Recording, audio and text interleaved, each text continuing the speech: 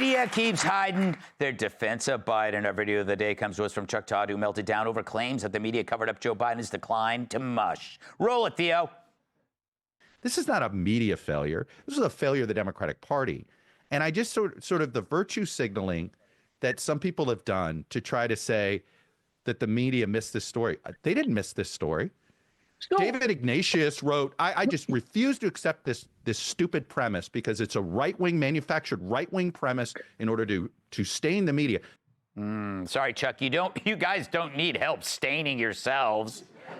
You can't stain something that's covered in I wonder who he thinks the people at fault are. The people at fault are Chuck Schumer, Nancy Pelosi, Jill Biden, Joe Biden, Kamala Harris, every elected member of Congress. The Democratic Party let that disaster happen. That is not a media failure. That is a Democratic Party failure. And only right-wing manufactured outrage who claims the media and the Democratic Party work as one have fused it into this. Oh, I have a few names to add. CNN, MSNBC, CBS, the town crier. All outlets ignoring Biden's revolving door of gaps. His constant forgetfulness, weird rambling speeches being let off stage. All the while you told us there's nothing to see here. Meanwhile, any parent can see this face means you got to change a diaper.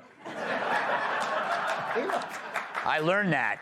Even those in the media who didn't defend Biden's mental acuity surely didn't cover it.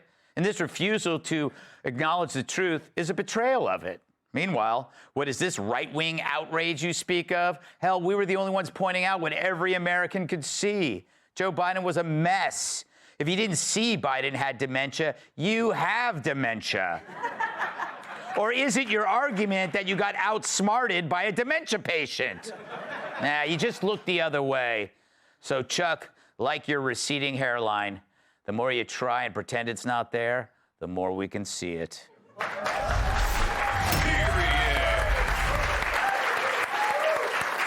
Rich, doesn't the media remind you of an addict denying that they have a problem? Yeah, it's like saying, no, Keith Richards, he's not on heroin, he's tired, okay? No, a lot of people do fall asleep standing up. Yes. Okay? You know, it's complete denial. No, I'm not a drug addict. Give me more. You know, you can't cover it. Look, when somebody starts morphing in to Fire Marshal Bill, yes, then it's time to bail. You see what I'm Yes. saying? I got the laugh on Keith Richards. I should have stopped there. It's all right. That's what you're here for, to fail. Whoa! Thank you, Barney. That's the name of his wife, by the way. We're separated. Does she know? No, I'm just practicing.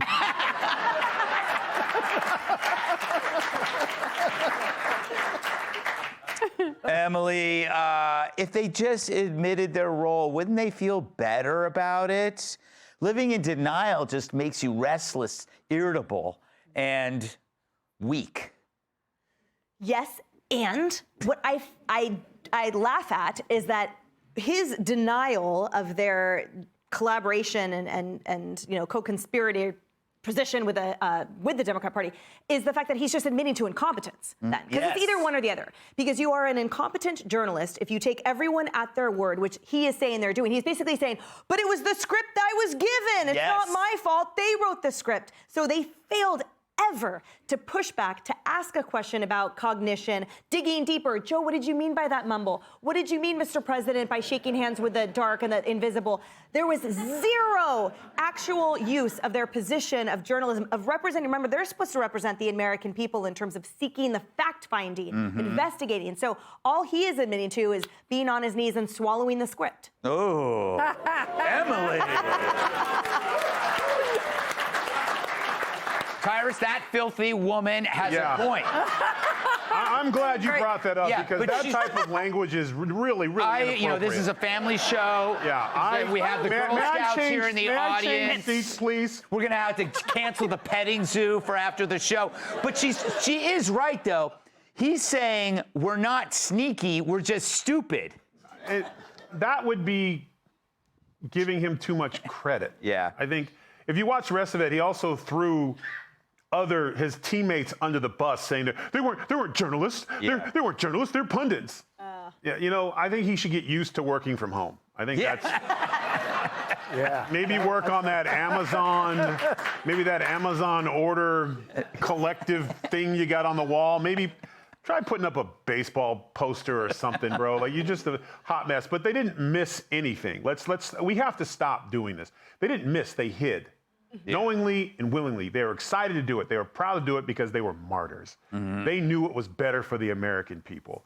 And just like, as you said, and Greg is right. Greg's very astute for a short guy. He does see a lot above everybody else. Notice the way he was talking. He was talking like this because he was afraid of the hairline. Yeah. Yeah, so he knew. He knew exactly that. He was checking it out. But while I make light, that is what a journalist is supposed to do. And he's not a journalist. Mm-hmm. He's not even an agreeable person you want to spend time with. But he got to if he was there, he would have said, is there a particular reason why you keep leaning back that way, sir? He would have asked the question that everyone else was already knew. And that's their problem, because they are so in it that they can't get out. So now what they're doing is, this is what happens for those of us who have ever done any crimes with our friends. The police separate you, and one goes, well, we didn't. Yeah. And then, well, I know I didn't. Mm-hmm. So maybe the other guy did, but I wasn't me. Yeah. And that's all they're trying to do, is they're trying to get out in front, but they still need to be connected to it, because they're in too deep. When I've learned from watching the first 48, you always blame it on the guy in the back seat of the other car. Never fails, Kennedy. You know what? I have no sympathy, because they tried to discredit us.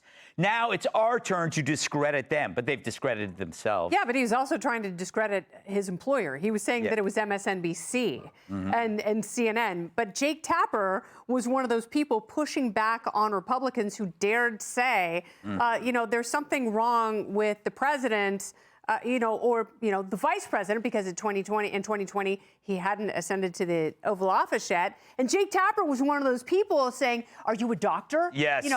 How can you diagnose someone?" And now Jake Tapper is conveniently hitching his wagon to a reporter who was doing the actual work. Alex Thompson at Axios was one of the few people during the campaign, when Joe Biden was still in the race, going, something is not wrong with this guy. Mm-hmm. I'm going to catalog his gaffes and decline and put this on record. And, people really pushed back against that. And Jake Tapper didn't have any credibility. So now he's co-authoring a book with the actual reporter who is documenting what was going on with Joe Biden. Chuck Todd hosted Meet the Press until the fall of 2023. If he were so concerned about Biden's evident decline at that point, then he would have started and ended every show saying, I am raising the red flag now. Democrats have to do something. But now, that he's Cassandra and he can run around going, I knew the truth the whole time. Do you know how you make wuss tea? How much? You dip Chuck Todd's ginger balls in hot water.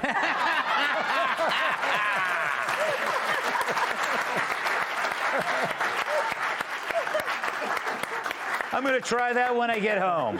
Hey, Sean Hannity here. Hey, click here to subscribe to Fox News YouTube page and catch our hottest interviews and most compelling analysis. You will not get it anywhere else.